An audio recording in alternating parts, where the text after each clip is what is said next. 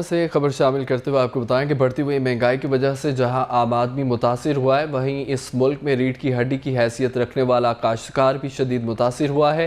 اشیاء کی بڑھتی قیمتوں نے کسان کی کمر توڑ کر رکھ دی ہے۔ کسانوں کا وفاقی دارالحکومت میں دھرنا جاری ہے، جس میں بھوانہ سے کسانوں کی بڑی تعداد نے شرکت کی ہے۔ اس پر مزید تفصیلات جان لیتے ہیں ناصر علی سے۔ ناصر علی، اپڈیٹ کیجیے گا۔ بالکل، بڑھتی مہنگائی کی وجہ سے جہاں پر عام آدمی متاثر ہوا، وہاں پر ملک میں ریڑھ کی ہڈی کی حیثیت رکھنے والا کسان بھی متاثر ہوا ہے۔ بڑھتی ہوئی مہنگائی نے کسان کی کمر توڑ دی ہے۔ میرے ساتھ کسان بھی موجود ہیں، بات بھی کرتے ہیں۔ سر بتائیے گا، حالی ہونے والی مہنگائی سے آپ کو کیا پریشانی ہے؟ کھاد اور بیج کی بڑھتی ہوئی قیمتوں سے آپ کو کیا نقصانات ہو رہے ہیں؟ حکومت سے آپ کا کیا مطالبہ ہے؟ جی، اس وقت جو حالات ہو گئے ہیں ہمارے ملک کے زراعت کے، وہ اتنے ناگفتہ بے ہو چکے ہیں کہ کسان فاقوں پر مجبور ہو چکا ہے۔ کسان کے پاس اب کوئی چارہ نہیں رہا کہ وہ بجلی کے بل ادا کرے، اس کے پاس کوئی کیپیسٹی نہیں رہ گئی، وہ کھاد حاصل کرے۔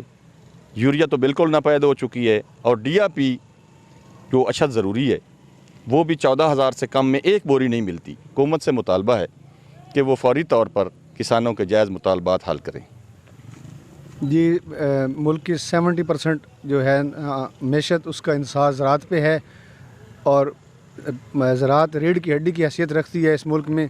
تو یہ موجودہ حکومت جو ہے یہ ذمہ داروں کے انتہائی سخت خلاف ہے۔ تو ہماری گورنمنٹ سے اپیل ہے کہ ذمہ داروں کو فی الفور جو مناسب ان کا ریلیف ہے وہ دیا جائے۔ ہمارے بھائی اسلام آباد میں دھرنا دے کے بیٹھے ہیں، اگر وہ کال کریں گے انشاءاللہ ملک گیر سٹرائک کریں گے اور تمام ملک بند کر دیں گے۔